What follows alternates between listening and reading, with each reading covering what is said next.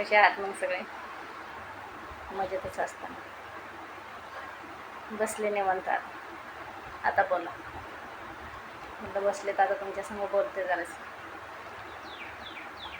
आज व्हिडिओ बनवायचं कारण मला सांगा, माझ्या लग्नाच्या आधीची गोष्ट. मी मध्ये गेल्या वेळेस व्हिडिओ टाकला होता बघा, त्या व्हिडिओला कमेंट आली, एवढी सुंदर कमेंट आली ना. आणि त्या कमेंटमध्ये त्यांनी विचारलं मला,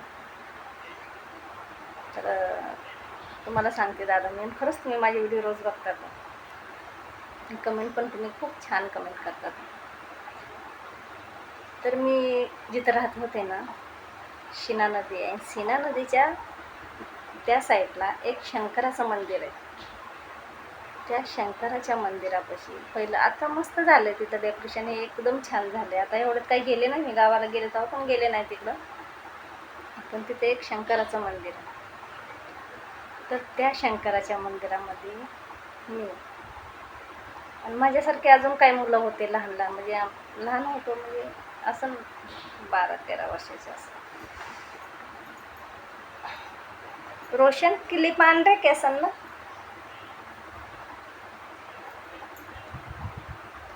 तर क्लिप आण बाळा. अजून काही लहान मुलं होती. तर आम्ही काय करायचो, त्यांना पण असं बेसहाराच होते, त्यांना सहारा नसायचा. तर ते मुलं आणि मी, माझी एक बालपणाची मैत्रीण पण त्याच्यामध्ये, तिला पण सहारा नसायचा. तर आम्ही त्या मंदिरामध्ये सकाळी जायचोत ना, आणि सोमवारच्या दिवशी, एकादशीच्या दिवशी तर सकाळपासून संध्याकाळपर्यंत असायचं. तर त्या मंदिरात रोज जायचं असं, पण रोज काय भेटत नसायचं तिथं. मग सोमवारच्या दिवशी तिथं नैवेद्य यायचे, कोणी पैसे ठेवायचे, आणि तिथं आम्ही 3 जण आम्ही त्या मंदिरात थांबायचो. कशासाठी थांबायचो? तिथं काय खायला यायचं, पैसे द्यायचे, परत अजून दुसरे लोक, लांबून लोक यायचे, तर ते खायला द्यायचे, त्याच्यासाठी त्या मंदिरात थांबायचं. ते नैवेद्य हे येऊन मग ते सगळे जमा करायचे, वाळवायचे, आणि ते मग ते तुकडे बनवायचे आणि ते खायचे. तर त्या मंदिरात जवळजवळ 1 वर्ष मी राहिले.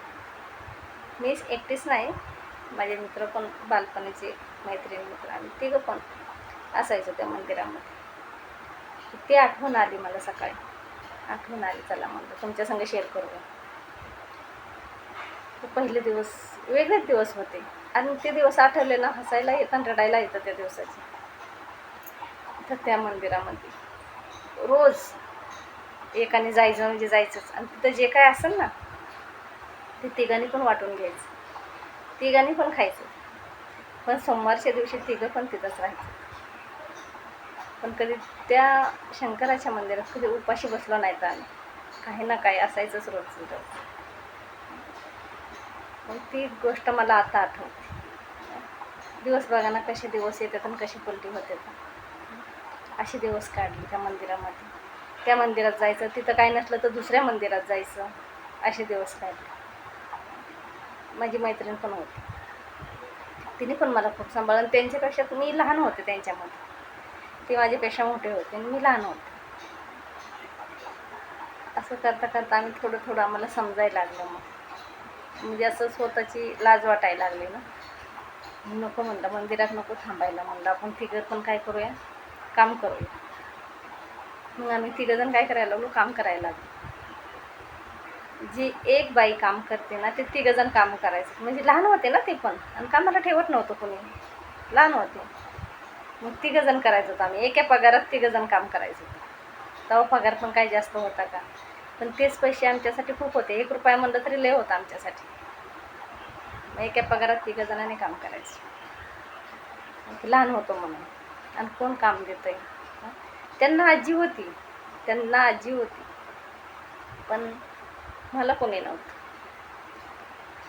मला म्हणजे विचारणारं कोणच नव्हतं, कशी आहे, काय करते, काय नाही.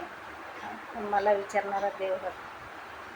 त्या टायमाला सगळं पण बघा, वेळ आला ना तर कोणच कोणाला विचारित नाही टाईम असल्यावर. आणि आपल्यावरचा टाईम निघून गेला ना, आपल्यावरचा सगळे जमा होतात, सगळे जमा होतात. जेव्हा टाईम असेल तेव्हा कोणी नसतं. आणि मग तो टाईम निघून गेल्याच्या नंतर आपल्याला पण गरज पडत नाही कोणाची. काय चुकीचं बोलते? नाही, चुकीचं नाही बोलत मी कधी. आणि चुकीचा शब्द असेल ना तुम्हाला कमेंट्समध्ये सांग. रोशन, तुला बोलले ना मला क्लिप आणून दे.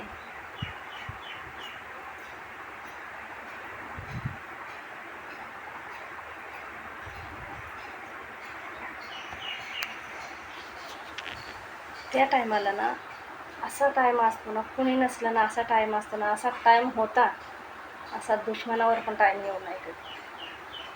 दुःख लागतं कधी कधी. पण कधी कधी काही गोष्टी त्यात चांगल्या घडलेल्या असतात, कधी हसक मजाकच्या घडलेल्या असतात. रडायला येतं, हसायला येतं, वाईट वाटतं. पण मी म्हणते माझ्यासारखे ना दिवस कोणावरच येऊ नये.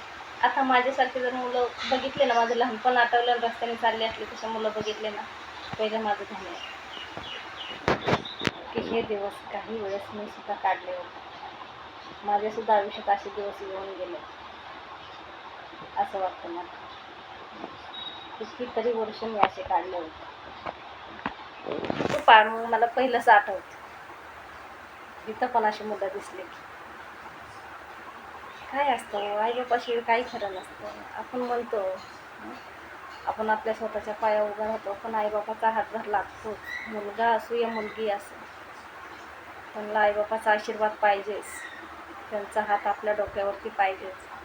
किती पण तुम्ही तोऱ्यात चाला, मला कोणाची गरज नाही. किती मोठे व्हा तुम्ही, वयाने मोठे व्हा, पैशा पाण्याने मोठे व्हा, मानापानाने मोठे व्हा, पण तिथं आईवडिलांचा आशीर्वाद पाहिजे म्हणजे पाहिजेच.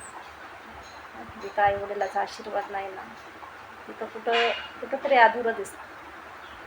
मला काय वाटतं मला माहीत नाही, पण मला असं वाटतं ज्यांना आईवडील आहेत त्यांना किंमत नाही. ज्यांना आईवडील नाहीत ते मला विचारत तुम्ही की आईवडील नसल्याच्या नंतर कसे दिवस काढायला लागतात, कोणाकोणाच्या हातापाया पडायला लागतो, कोणाकोणाला आपलं म्हणायला लागतं, कोणाचे बोलणे खायला लागतात, हे मला विचारत नाही. किंमत आता आईबापाची आता ना आपल्या दिवसमध्ये राहतात लोक.